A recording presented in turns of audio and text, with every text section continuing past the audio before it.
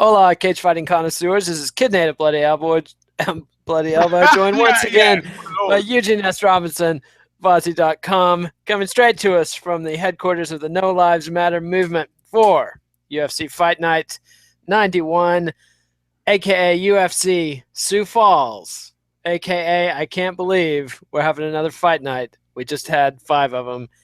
Here we are. Eugene, we need a disclaimer desperately. Crybabies, bedwetters. This has less to do with your skills and talents as a fighter and much more to do with the marketing heft and weight that the parent organization, whoever they may be, no longer Zuffa, puts behind you, getting us to know who you are. You want to get off the don't care list, fight an interesting fight like Bok Choy.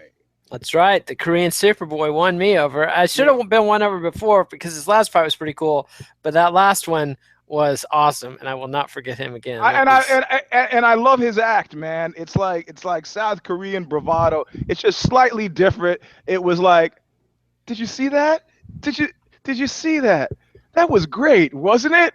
I by extension, am equally as great. It was, the guy, he's gotten off the don't care list. You could do that too. And if you don't, look to yourself, not to us, crybabies and bedwetters. And greedy bread gobblers. All right, bread gobblers. Work shy individuals and etc. So did you like my No Lives Matter name for the Sorrow Academy? I mean, is that yeah, appropriate? No, I like it. In fact, you know, if in times of lonely trouble, America turns its eyes to me to look for guidance.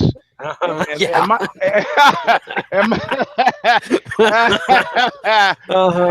my guidance is frequently so dark and dismal and despairing that people just stop talking to me after a while, which is really what I was going for in the first place. I see. It keeps the dying junkies away from the door. Is that what you're saying? Yeah. You know, I mean, it's like, people would come to me, Eugene, I'm so depressed. I'm so blah, I'm suicidal.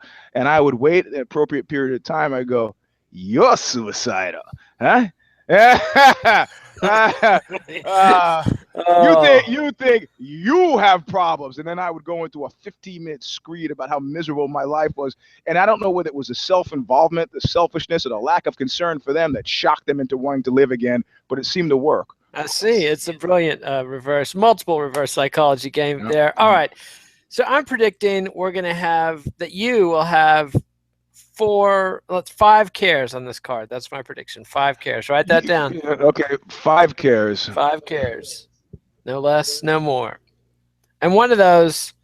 Hold on, and I think I should say, lest people think that we're not going to do the proper accounting here, I should say that when we get slaughtered on our picks, like we did. Mark won't be counting them.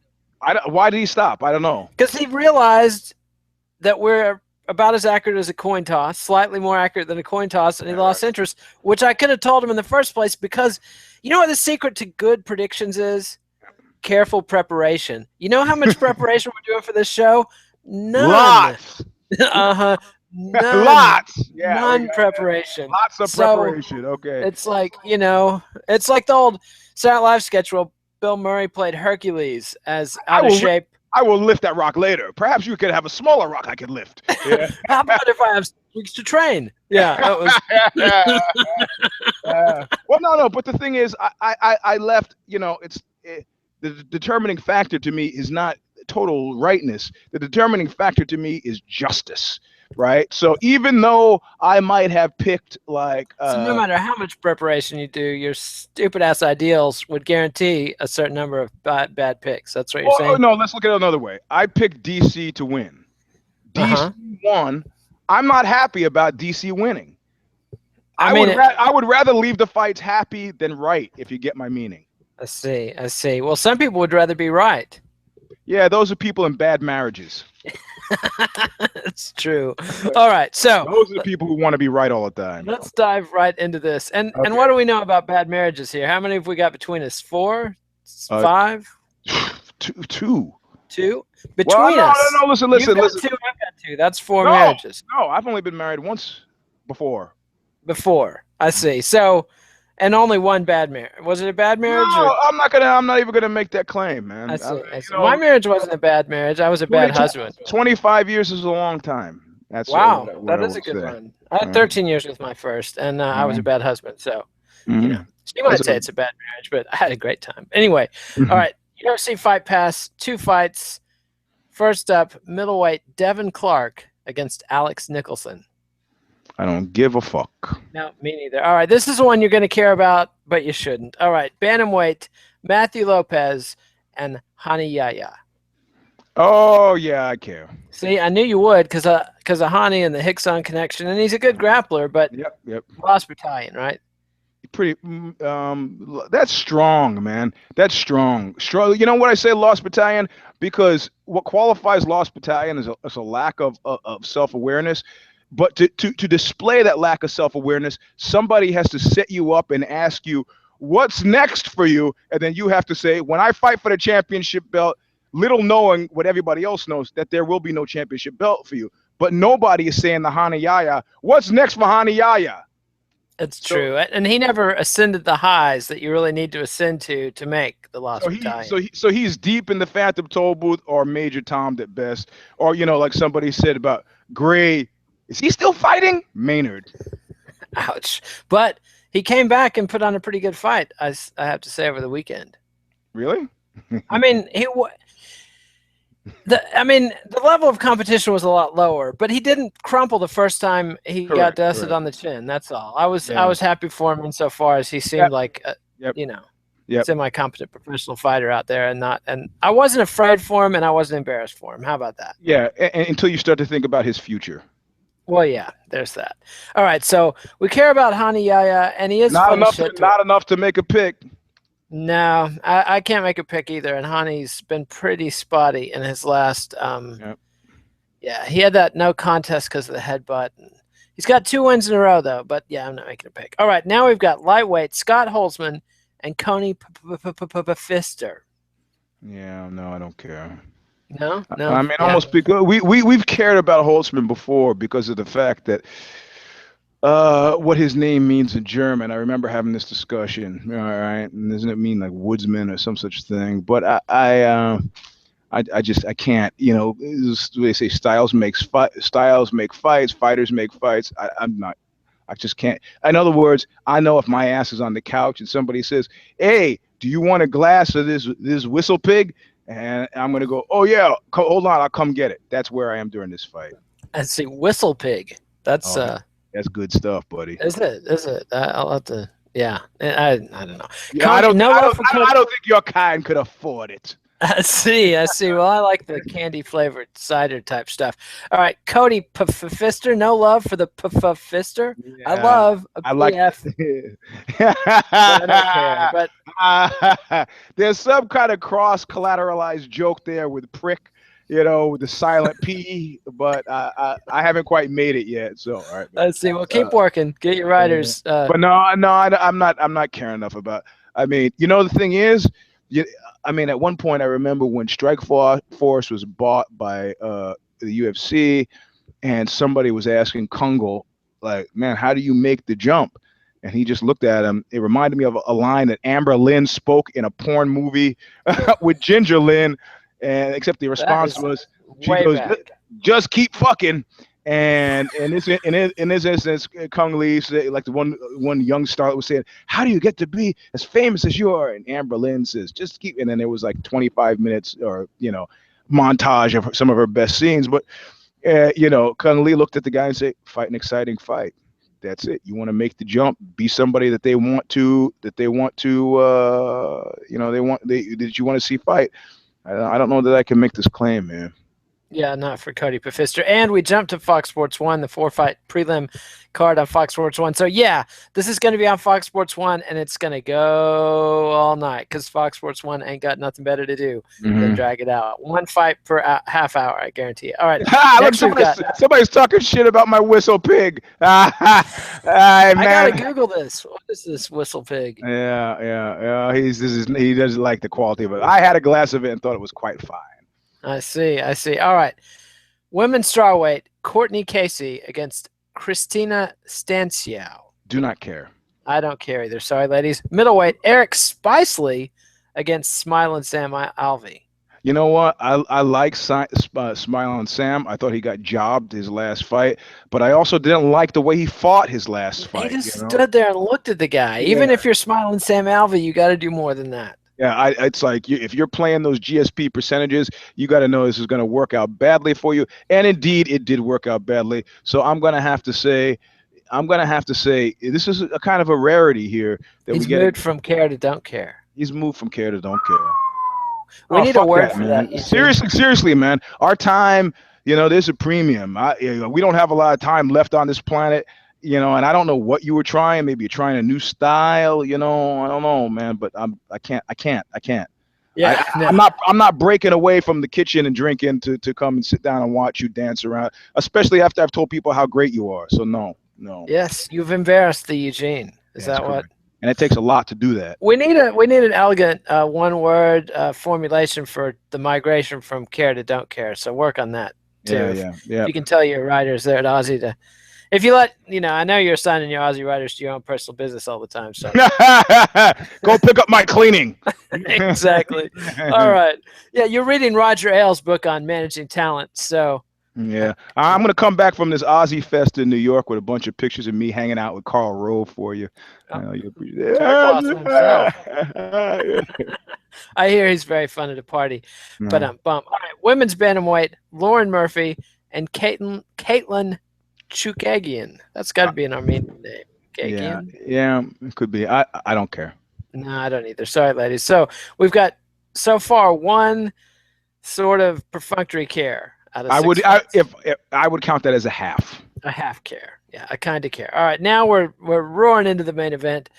Flyweight, Louis Smolka versus Ben Nguyen. I want to care because of Smolka, but I can't say I care enough. I got to be somehow consistent on this one. So, man, this guy jaded eyes, so naive, Eugene. You know what? Let me say that part of it. Just gonna let a government issue reference like that pass unnoted? We'll say it again. Jaded eyes, so naive. Come on, government issue. Oh! The guy just died. I listened. Job said I was only a fan of Legless Bull. I didn't listen beyond that. I see. Yeah, the album I'm quoting was from their Artie "We Want to Be Naked" Ray Gun period, which wasn't bad, but I don't know, man. I like I said, I have decidedly mixed feelings on what I just endured. And notice I use the word endured. Thursday gets to be tedious, didn't it? Thursday, Friday, Saturday. It gets really hard to make this claim, man. I don't know. Yeah, I don't know. I don't care. How about that? That's fair enough. I can't muster up a care either. All right, and I'm saying that because I'm not having these feelings in a vacuum, right? I'm having these, context. I can't make believe I didn't see, the Thursday, Friday, Saturday. Thursday was great. If we had more Thursday, I would have, Yeah, that's true. But and still, the headliner Friday was great. But see, I don't know the circumstances under which you watch the fight, but I'm watching the fight with a woman who has middling to fair interest in the fights. So it's gotta be, for me to feel like I'm not being a bad partner and dragging somebody through like a poetry reading or something like that. It's gotta succeed over 60%. Otherwise, I gotta make with the rebop. I gotta make with the chatter to fill up the dead spaces. I gotta be really fucking entertaining to make it feel like not absolute torture for my partner. So by the time the fight ends, I'm fucking exhausted. If it's an exciting fight, we can all sit back, we all watch, we all have a good time, and then she goes, "Wow, that was an exciting fight," and I got lots of energy, and I'm backed up. So I mean, this is the context in which I'm watching the fight. If I got to do all the heavy lifting, if I got to be twice as entertaining as Rogan just to be able to get through the fights without having a partner there who's going, then I'm beat. So when I say don't care, that means I don't believe that you're going to let me off the hook for this. I think I see your bank account number on that check you just waved around. My bank account? You're crazy. I've got keen eyes, kid. Two things about bank that. Account, no, there's no numbers on here. No numbers on here at all. All right, so I actually don't have a bank account. Brilliant. Good financial strategy. I'll keep it out of the X's hands. All right, so two things about that. First off, I can tell you're new together because my wife quit watching UFCs many years ago, unless I've got friends she likes coming over. And she actually got sucked into the Tate Holm fight and became a big fan of Tate. Came back out at UFC 200 to check out how Misha was doing. Promptly went back to her bedroom and called it a night. So, yes, and second thing, poetry, I'm with you, usually sucks, but I read a poem today.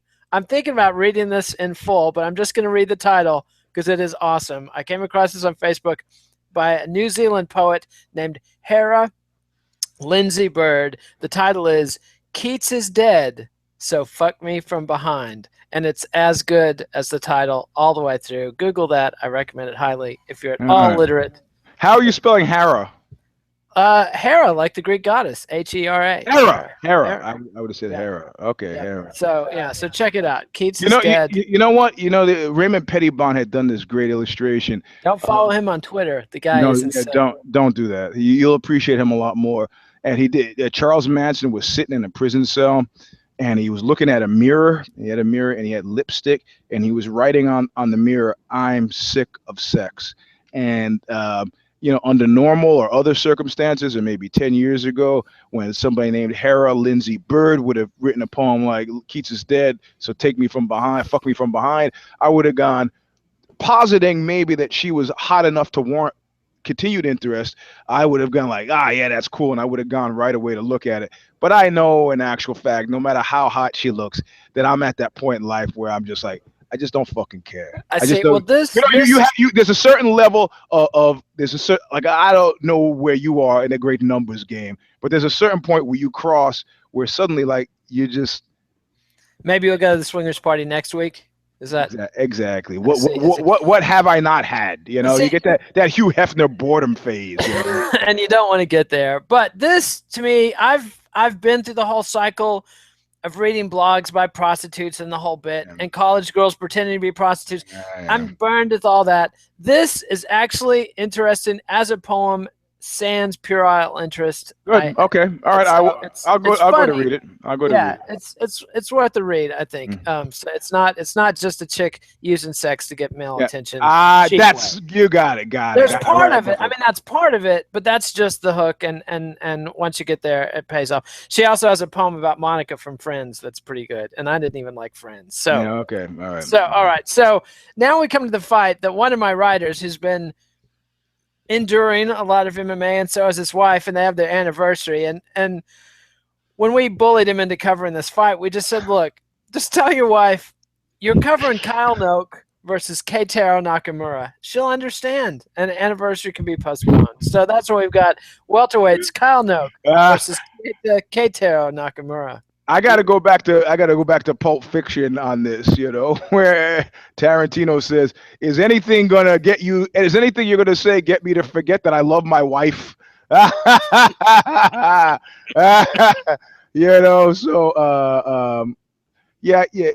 What anniversary is it? That seems like it's fairly early. He's a youngin', so I'm guessing it's less than 5. Nah, he's got to do something romantic. You got DVR in this day and age. You can watch it later. Yeah, we didn't. Or if you're in my house, you can record it on beta. I didn't really bully him into working. I cried. I put him on. I put everybody on a camera call, and I cried, but it didn't work. So okay, so it's Kyle Noke and who? Keita Nakamura. Okay, I feel bad about where we are in time, so I'm just gonna say I care. Wow. Now, see, you're throwing off my whole predictions. You're just doing that on purpose. Yeah, I can't. Why? Since somebody is $4 billion richer, is it necessary that I even lie? Can I just for one moment in time be the last truly free voice? Did you see Mike Dolce said the fighters should be proud that they helped the Fertittas build a $4 billion organization? Proud? How about more money? But yeah. Nothing gets pride like buckets of cash. But I think the like upside, watching other people get big buckets of cash. yeah, That's what I call I'm going to call my autobiography. Where's my Where's my finder's fee, cocksucker? That's my autobiography. Or my with Todd from grappling went to Curtis F. Wong's house to try to get a 20-cent raise. 20 cents an hour or a year? 20 cents. I don't know what the time period was. Two shinies? Just he wanted two shinies? Something, yeah. And there he walks out into the driveway, and Curtis F. Wong is polishing up his rolls, and he sees Todd coming, and he's like, and before Todd could open his mouth, he just starts talking, and he says, man, is it possible that a man could lose $10,000 a week and still be in business? And one lone tear dropped down his face and dropped onto the Rolls Royce, and as he washed it off, and then he goes, "I'm sorry, Todd, what did you want?" And Todd just kind of looks and goes, "Nothing." Yep, that's well played. And if a man's polishing his own Rolls Royce, there's trouble afoot. Man. Yeah. Okay. John Lennon didn't polish his own Paisley Rolls Royce. Right. So right. Yeah. So okay. So I don't care. I don't care. I'm not gonna lie. I'm not gonna lie to you. Don't care. We need a term, transitioned. These guys have transitioned.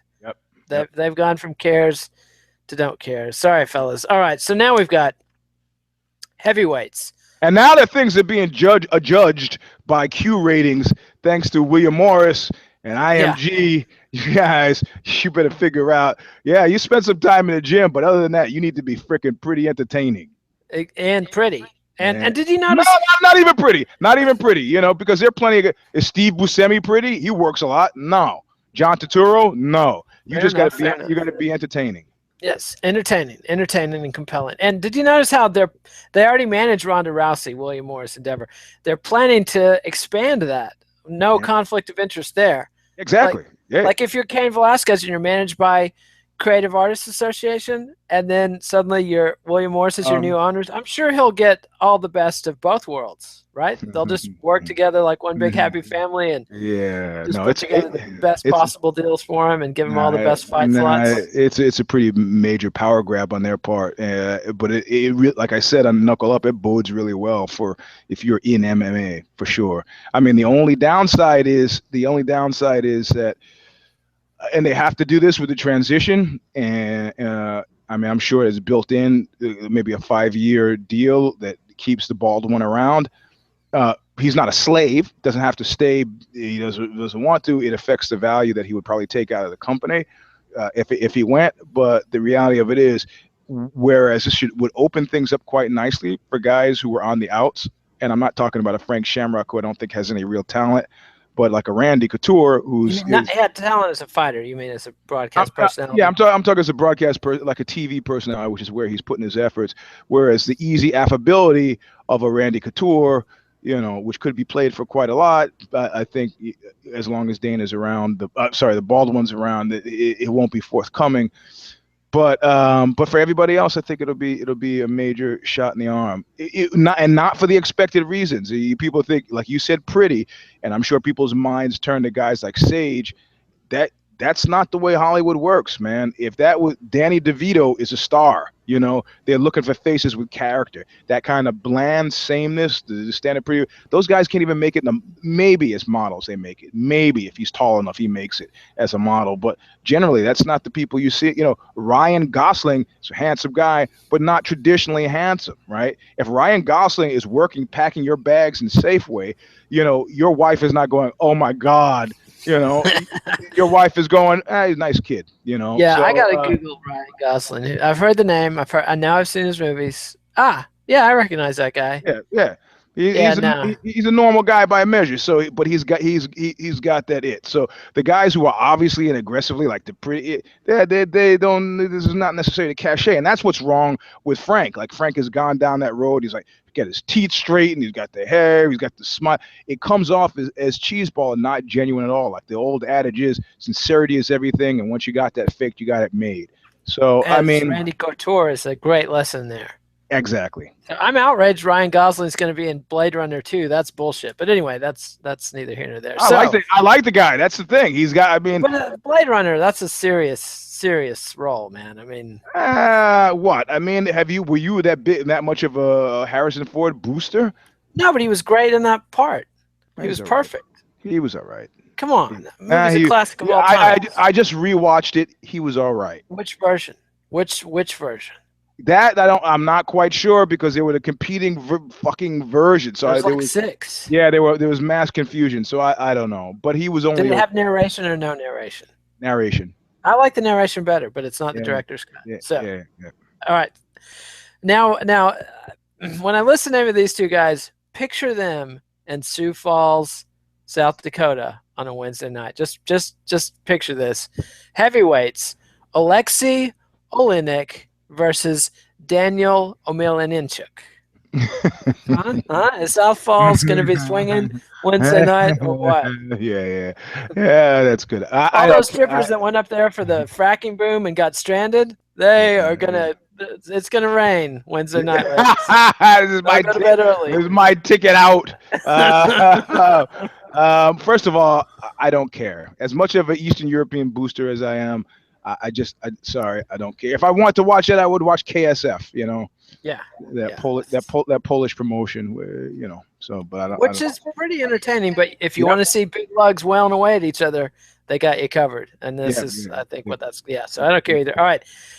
From here on out, I'm predicting all cares, Eugene. So good. All right. Behave accordingly. All right. So we've got middleweight, Tim the Barbarian Boetsch versus Bloody Elbow's own Josh Samman. Yes, I care. Okay. Yes, because of Josh. Tim, I used to care. No. I'm picking Josh, even though Josh burned me last time. Yeah, that was a tough fight. But Boetsch, I think, is diminished. Yeah. At one time, I think he could have thrown Josh around a little bit, but I think his spirit was broken when his eyes got poked out. Yeah.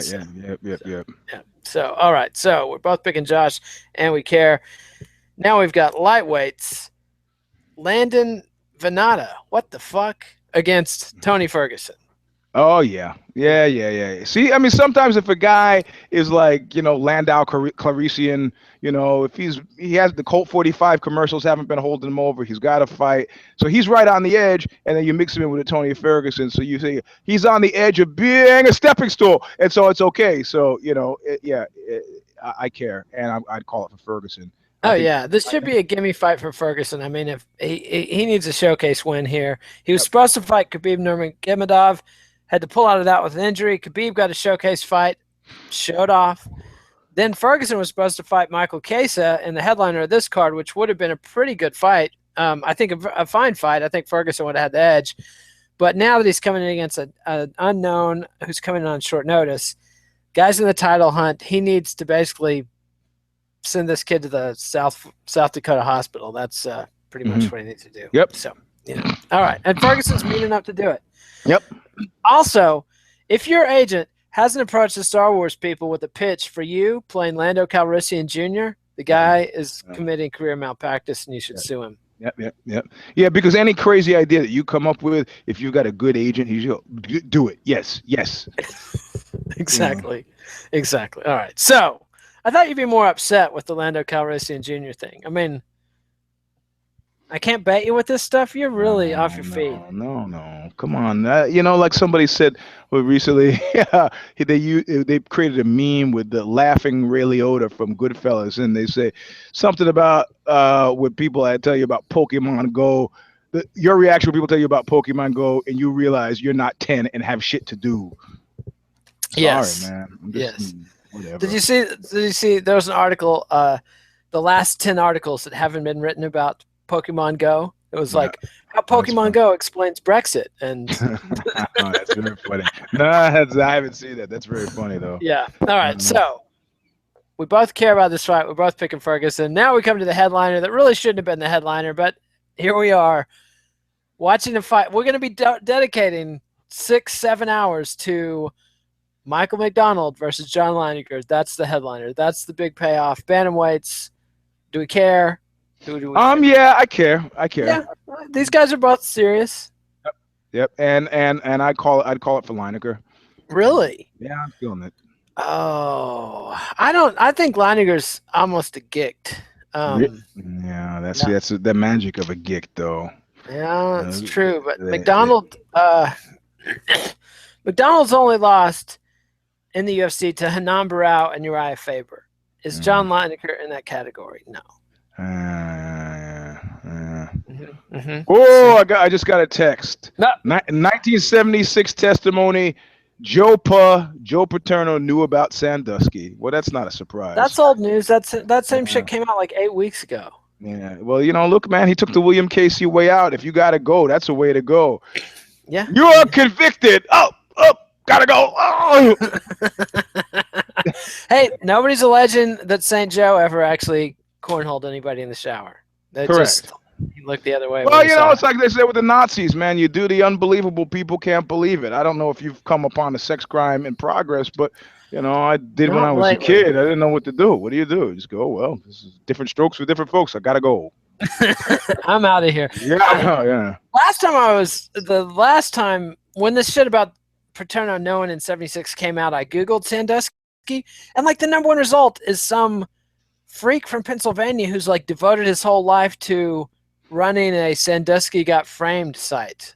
And you just spend a few minutes there and it's shit like he wasn't bending the kid over and sodomizing him. That was just a friendly bear hug from behind and just some boisterous roughhousing in the shower with an 8-year-old. It's just like, oh my fucking God. People are somebody will believe anything. I mean, but he was a hell of a linebacker coach, Eugene.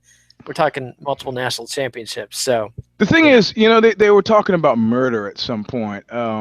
It was some guy in Pennsylvania when the DA disappeared with his hard drive, or no, some guide about some cop had written it, how to get away with murder, right? And a cop wrote it. It was some article that I read, and did it say shoot a black guy? Thank you very much. I'll be here.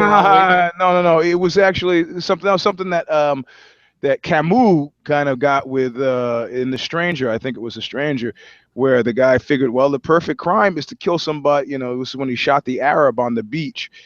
And the perfect crime is one that, they're catching people either because there's very human need for confession, that somebody blurts it out because they just couldn't not blurt it out, or there's a social network that entraps them. Like if there's anybody connected to me that I don't like, if they meet a bad end, how many steps do you think it takes to get back to me? Because the first thing the cops ask is, did he have any enemies? So, well, Eugene was kind of pissed off. Oh, well, let's go talk to Eugene. And God forbid, I don't have an explanation as to so you hated this guy. Closed. Yeah. So, I mean, so if you want to commit a perfect crime, the idea is that you just kill somebody that you're not connected to. If I was a coach on the team, I got no personal animus against Sandusky, but it's very easy just to murder him, If you were a coach on his team. Yeah, I mean... for the good of the organization, just put him to sleep. Put him to sleep, man. Take him out, what are those Why not just fire him and press charges? Because that doesn't work. I guess it does work, but he's in jail. But you got to know that they were not going to send him to jail in 1977 or 78 or 80 or 82. No, not with that linebacker core he put together. Yeah. The guy had to turn enough so that people now are like, fuck this guy, Jimmy. We always mispronounce his last name, Saville. Because the reason we mispronounce his name is because it's Savile Row, even though his name is Seville, right? So. Yeah. Whatever. We're American. We have that as an excuse. Yeah. So I don't know, but this is some guy. Well, if you don't have to Google very far to find some old Brit going, how dare they wait until the great Jimmy Savile dies to come out and slander his good name? He did so much for the kingdom and for charity and blah blah blah, and Anyways. Well, fundamentally, you have to admit that this is a weird gender issue. That there is a union of which we are part. That in essence, is going to put a question mark over any sex crime committed by members of that union with a shrug and an explanation. You just don't know. And that union being the male sex? Is that? Yeah. I had a friend of ours come into the club. I mean, I've talked about this on numbers of occasions, and said, so-and-so tried to rape me. And everybody else in the group was, nah. because again, automatically part of that union. Why? And then I was the one who spoke up and go, out of all the things she could have come in here tonight and said, why would she say that one? It's out of the hat. You know, she could have come in and said it's raining out. The Puerto Ricans robbed me. She could have said anything, but this is what she said. Why? And then people were like, okay, all right, that's a good argument. We got him and beat them to within an inch of his life. So nothing like vigilante justice to solve a social problem. Worked. And that's the thing about you know, that's the corollary to the I don't know why you saying that thing, is that then plan B is, well, does she have a scary dude in her corner?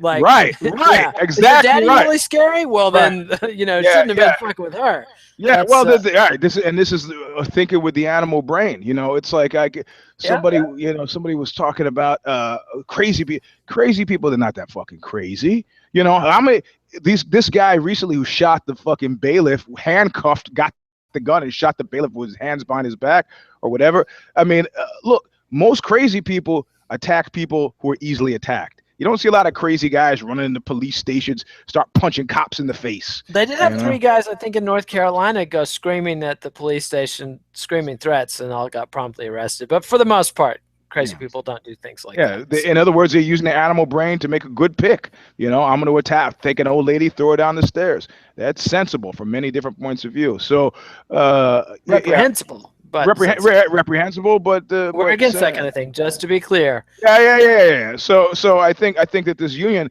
again, I mean, my idea is that they're going to start taking college rape seriously when fathers start killing rapists. You know, then they'll be like, oh shit, this will breed an unstable society. We got to get on top of it. Before that happens, it's just going to be like, look, you don't know.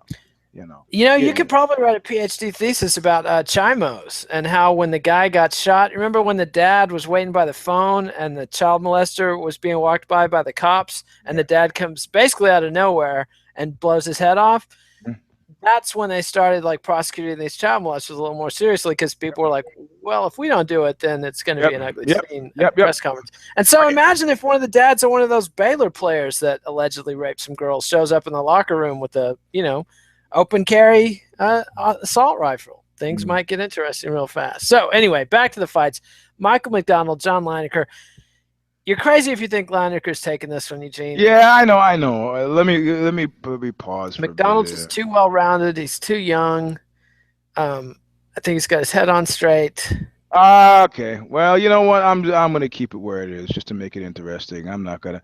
I mean, it's a topsy-turvy world. Like things happen. Like Mark Hunt decides that he's not going to punch or kick, even though he's like a K1 champion. I mean, now the problem is the reach. And did you notice Lesnar added one technique to his arsenal that made a big difference in that fight? Sure. What is it? The open-handed reach. He was poking Hunt's eyes good and plenty. Yeah, that's legit too. I mean, that's I think that's one thing you're missing in your quest for a conspiracy. Maybe, it's just, I mean, the thing is, you could get up people getting online and saying, I think it's a stretch, you're a conspiracy thing, I think this, I think that. But the reality of it is, the reason why I can be in this place, this gas-faced place, is because they didn't, I mean, think about, there were a couple of fights ago where we felt revivified. Remember? We were like, man, that was a great, I don't even remember. Even just Rafael dos Anjos versus Eddie Alvarez on Wednesday night or Thursday night last week. Right. That was, even though it ushered RDA into the land of a bad place. But, the land that William Morrison never forgot. You had a fundamentally different feeling, but this is just, I don't know, man. I don't know what to tell you. And like I said, I really do think that there's some water to the whole Johnny Boney Joni, exit stage left conspiracy theory. But whatever, How so? You think he got set up? Is that what you're saying? Yeah. I mean, look, Chael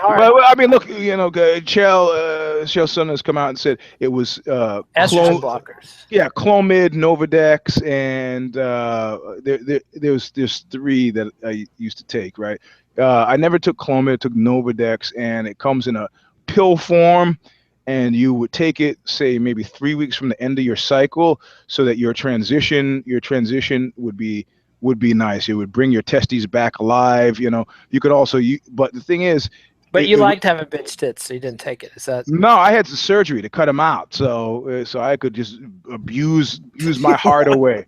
Just say that you had surgery to remove. It was great. It was great. You know why? To get the surgery, you have cut out exactly.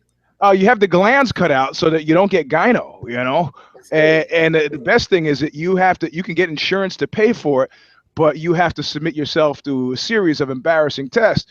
Vis-a-vis. What's the claim that they're like getting infected and you're getting that you are like Richard Roundtree, that you have breast cancer, and men get breast cancer as well.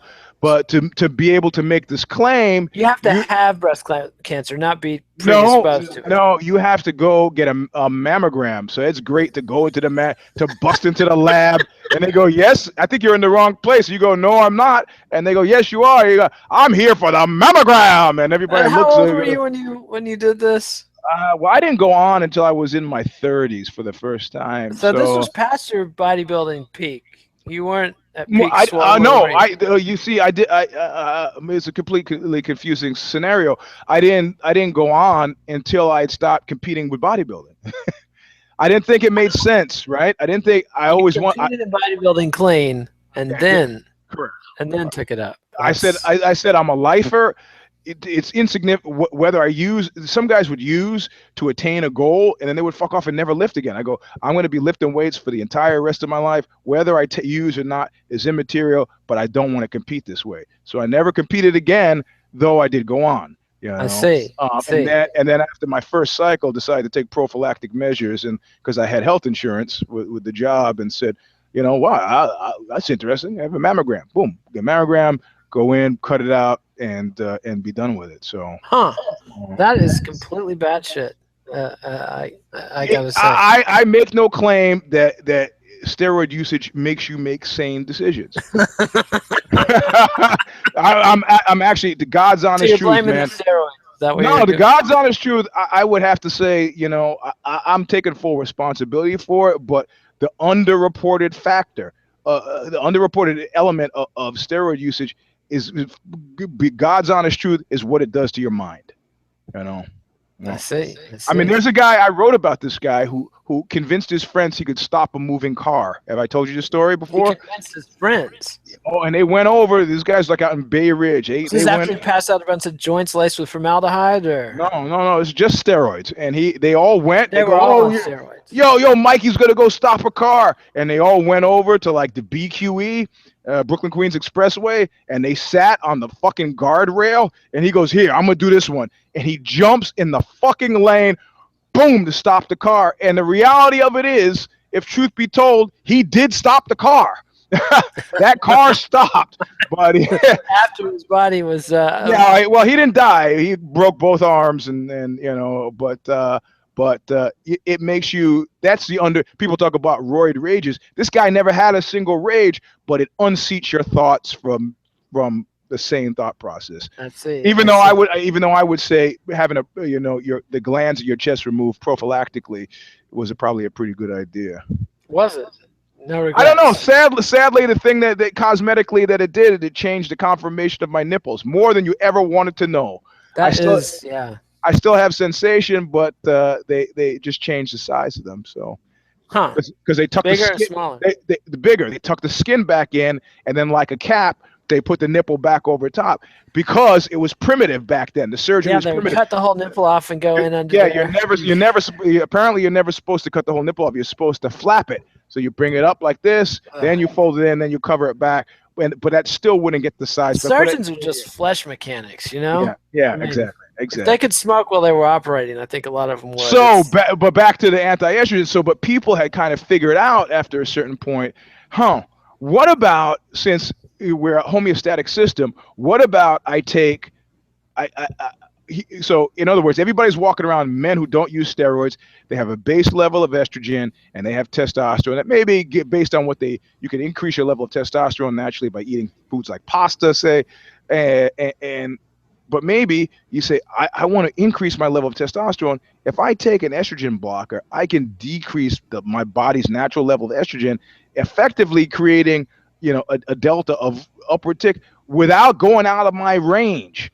And it's super fucking simple because Novadex and Clomid, the two main ones. There's a third one that this name I can't remember. Come in pill form. So the likelihood that somebody could have powderized it and put it in a fucking supplement is really fucking high. It doesn't have. It's not like an injectable where a guy can't.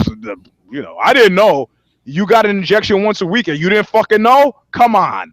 Unless they told you it was cortisone, and then still you got to know there's going to be some irregularity. So Jones's claim could be legitimate, but whoever he needs to, like he said, needs to fucking clean house. Whoever's been giving him his supplements, either they knew it or didn't know it, doesn't make a difference to me. So why would the UFC want to get rid of Jones right before a big fight and cost themselves millions of dollars? Save themselves. Well, they save his payout, but they lose buys on the event. How many people ask for a refund? How many people ask for a refund? Everything you buy has now. Everybody's got the return policy for for money back guarantee. When was the last time you were dissatisfied with something where you got your money back?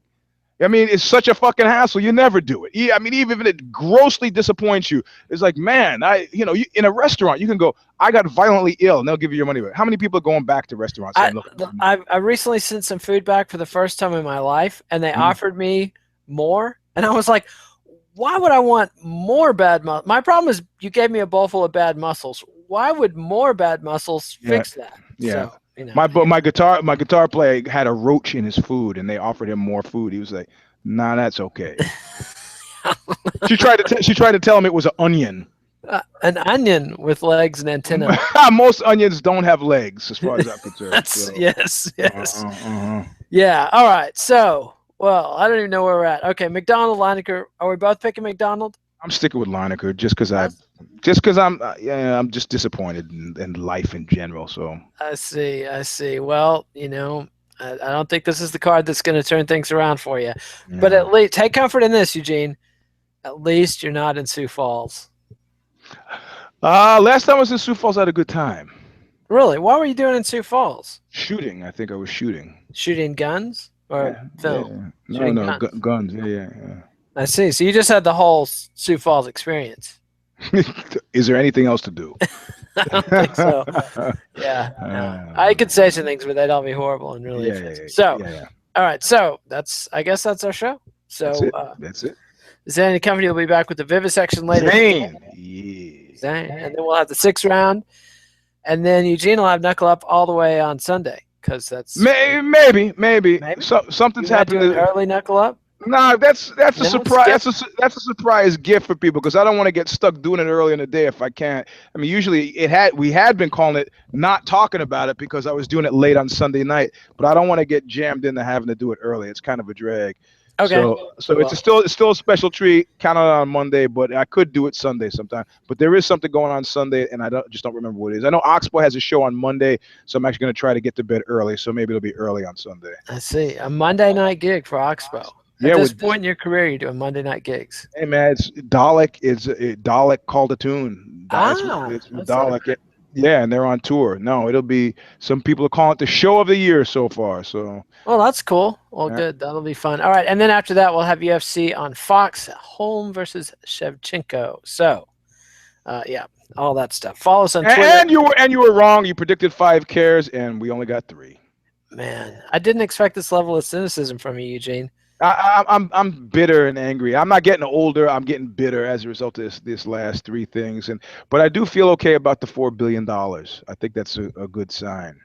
Yeah, I've some big players have made investments, and I'm glad the money was coming from Michael Dell and not a Chinese consortium. Just because. Yep. If you wonder why, Google counterfeit products on Amazon. That says everything you need to know about Chinese business. All right. And not because of any racial thing. It's because of the corrupt communist government. I said it there. All right. So follow us on Twitter at KidNate, at Eugene S. Robinson. Read me on bloodyelbow.com, although I never write there anymore. Read Eugene at Aussie.com, and he does right there. Give us a thumbs up. Eugene, how do you do it? Right there. Yeah. And I got an article up today about Spend Wallet that even my banker friends are talking shit about, but I like the idea of it. I see. All right, so check that out. And actually, you give a thumbs up with this icon below you on your screen. Subscribe to MMANation.com on YouTube. and you'll never miss an episode. Subscribe to MMA Nation on iTunes, and you'll miss the ugly, but you'll get the audio. And adios, MMA aficionados. We'll see you next time. Thanks, Eugene. All right, man. Later. Bye.